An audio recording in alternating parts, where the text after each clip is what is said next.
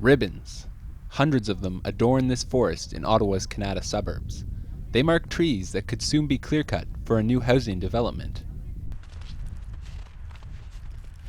The ribbon tying for me was very important. Every time I would tie a ribbon to a tree, I would kind of just acknowledge the tree, sprinkle a bit of tobacco at the base of the trunk, touch the tree and say, I'm praying for you so that you will be protected and that I'm going to see you beautiful and strong through all the seasons.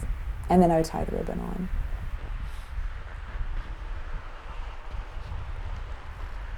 Julie Comber is a PhD student at the University of Ottawa.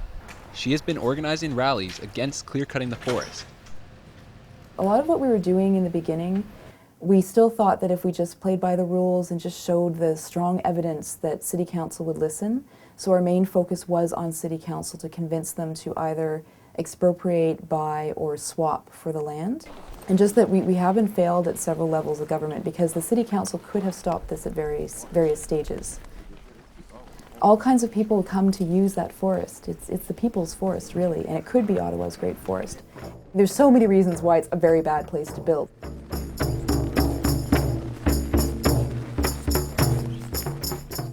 The land is zoned for development, and the developer, KNL Incorporated, has gotten all the necessary approvals to begin work. Protesters still continue to rally, despite the cold of Ottawa's winter. Local Algonquin First Nations have become involved in the fight, claiming that this land is traditionally sacred.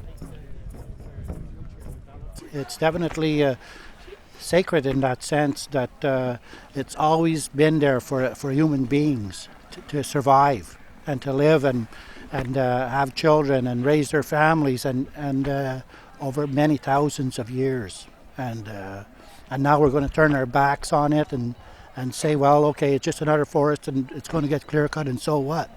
Well, to me it matters, and to more than me too. It's going to be a sad day, it really will be.